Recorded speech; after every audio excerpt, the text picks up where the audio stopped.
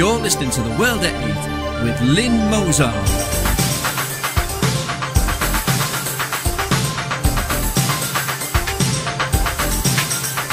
The World at 8, the number one in nationalist news.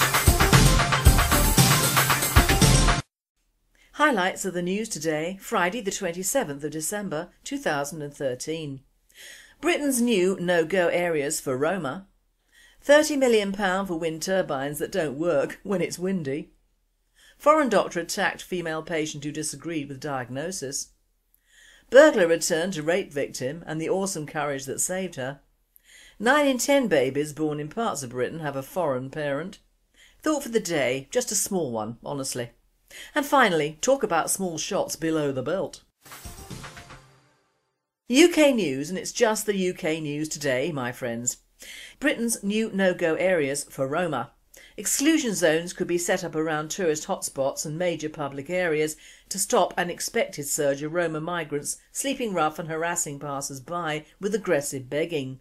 The Mail on Sunday can reveal. New powers called Public Space Protection Orders, PSPOs, which come into operation next April, will be deployed to stop gangs of homeless Eastern Europeans squatting around some of the country's most famous landmarks and transport hubs. The move comes as Bulgarians and Romanians are handed unrestricted working rights in the UK from January the 1st, prompting fears that up to 50,000 people from those countries will come here every year for the next 5 years. And the rest.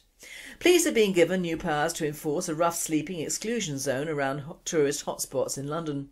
The new powers could be used to create no-go areas around Marble Arch, Park Lane and Victoria Station, scenes of an 18-month fight to remove Roma squatters. A spokesman for the Home Office said PSPOs, part of the Antisocial Behaviour, Crime and Policing Bill, currently going through Parliament, would speed up Council's ability to stamp out problems. He added, "We are bringing in new, fast and adaptable powers to make it quicker and easier for local authorities to protect their communities while protecting the freedoms of law-abiding people." £30 million for wind turbines that don't work when it's windy. Wind farms have been paid a record £30 million this year to stand idle in bad weather.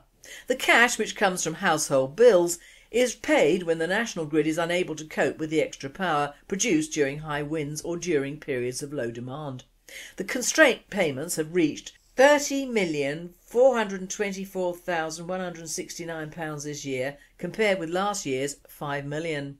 In just one weekend at the start of September, around 40 wind farm firms were paid £2.4 million to switch off. The energy they would have produced in that time could have powered up to 10,000 homes. Another windy weekend in August saw £3.1 million handed to energy firms for doing absolutely nothing. Up to 30 wind farms were paid. Foreign doctor attacked female patient who disagreed with diagnosis. A foreign doctor attacked a female patient in his surgery when she disagreed with his diagnosis. Dr Abiodun Bale, 42, grabbed Sheena Cunningham as she tried to leave his consultation room in tears after they argued over treatment for a facial condition. The doctor from Nigeria denied assault when he appeared in court, but was found guilty after a 2-day trial. World at 8. What is the matter with these Africans? Are they all bloody balmy and violent? I know they all seem to be over here. Burglar returned to rape victim and the awesome courage that saved her. Daniela Vinci relates, "Then I saw him, I immediately realised I was in serious danger and knew instinctively it was the same man who had stolen my belongings 2 days before. In that awful moment the training I'd done when I began work as an airline stewardess kicked in. Keeping my voice as steady as I could, I said, 'What's your name? What are you doing here?' He replied, 'My name is Josh and I'm 19. Daniela fought off her attacker and ultimately he fled her home. Police would later discover that he was Joseph Innocent Mawara, a Kenyan who had committed a violent knife crime within a year of being granted a British passport at the age of 16. World at 8. And yes, he will be given a soft sentence and allowed to stay. You can bet your bottom dollars. 9 in 10 babies born in parts of Britain have a foreign parent. Almost 9 in 10 babies born in parts of Britain have at least one foreign-born parent, official figures have revealed the first time. The Office for National Statistics disclosed that in 2012 more than 80% of the babies born in 3 London boroughs had either one or both parents born outside the UK. Across London, nearly 7 in 10 babies had at least one non-British father or mother, while across England and Wales the figure was 1 in 3. World at 8. Goodness gracious, they're even calling them non-British, so they must be very foreign, mustn't they? How about the so-called British-born ones then? If you include them, the number must be doubled.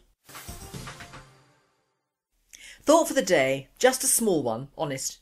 I was going to leave everyone in peace just after the Christmas celebs, but on reading the Daily Mail today I'm in full voice yet again, but I will keep it short. I do however have a few New Year's resolutions for this country, its government and its English residents to live up to, so here goes. Keep the UN out of anything to do with this country. They have a habit of ballsing up any country they set their feet on or give opinions over, and a possible ethnic profiling of asylum seekers and refugees is something this country and Europe should have been doing for the last 50 years, and then we wouldn't have the problems we all have now. Keep away. The sales in London. The so-called customers have been looking a bit suspicious for years now. How can one say it without being racist? Well, put it like this. Shabby, dark and desperate could put it in a nutshell, but this lot at Harrods really take the biscuit. What I really hate is the fact that the paper seems to think these people have just come over for the sales and will go back whence they came. No matey, they've just come up on a tube or bus and will go back into our capital city with their hordes of expensive things. Just be thankful we don't have the riots of 2 years ago at the same time, and then they won't be paying anything at all, but would in all probability be a little bit darker, dare I say it, yup I dare. The floods and awful weather. Yup, well don't build houses on floodplains, marshes or fields near small rivers. Britain did not suffer permanently from floods 500 years ago because we had marshes in between the seas and rivers and arable land. Now we have concrete, so what do you expect? Plus of course the weight of millions are just too many people on the sodding island anyway.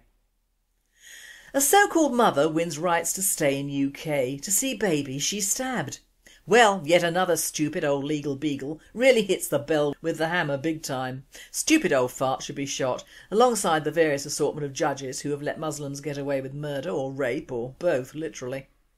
This Bangladeshi woman was of course brought over to us, without any English or any discernible brains as well, in an arranged marriage. Made pregnant of course, and had what one would call a Bangla hissy fit when she proved to be somewhat odd, and her husband and of course his family decided she should go home. So she ran about, lost her cool and stabbed her baby.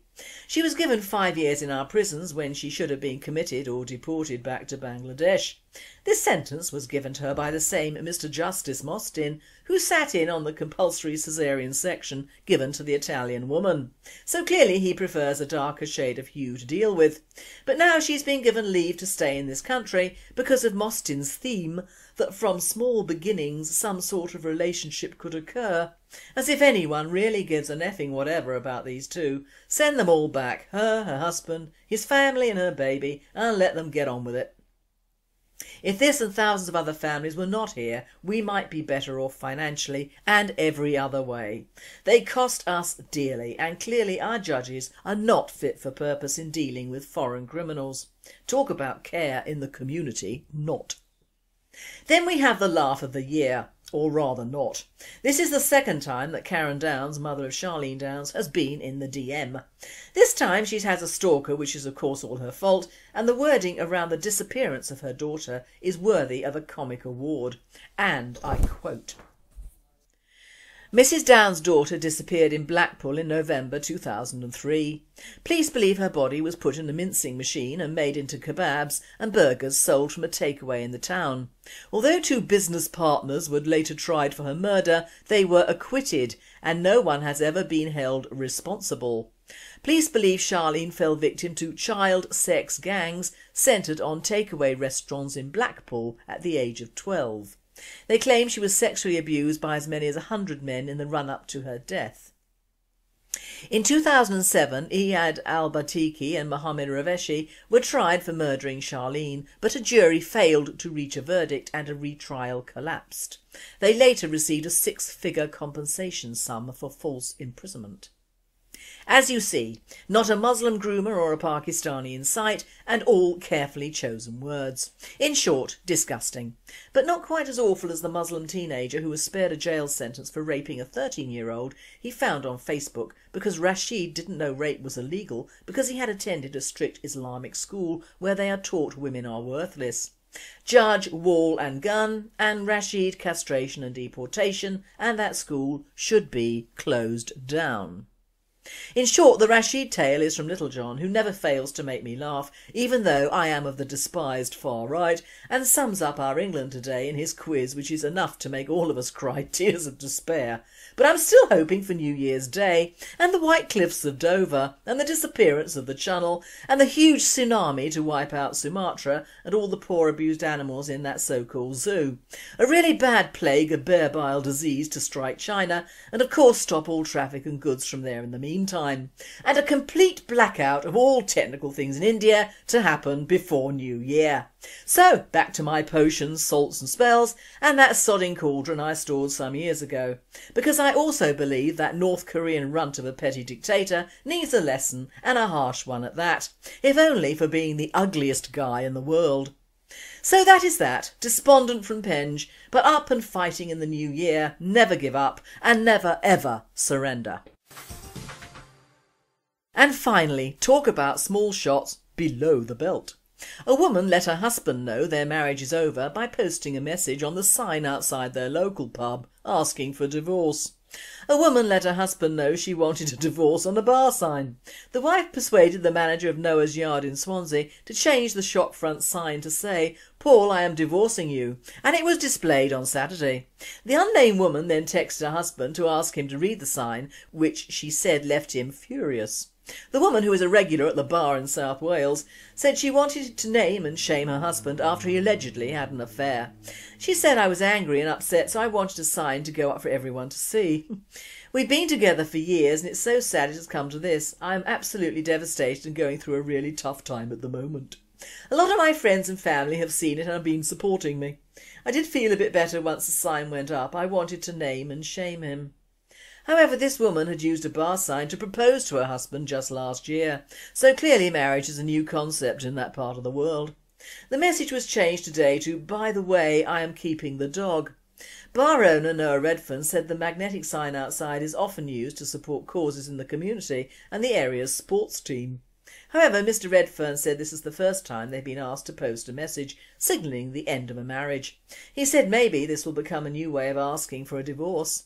This presenter says, "Oh, God help us." You've been listening to The World at 8. I am Lynn Mozart and I wish you all a very good night. We will be on air again Monday the 30th of December with a short news broadcast, and back to normal on Friday the 3rd of January for the start of 2014. A happy and a safe weekend to you all.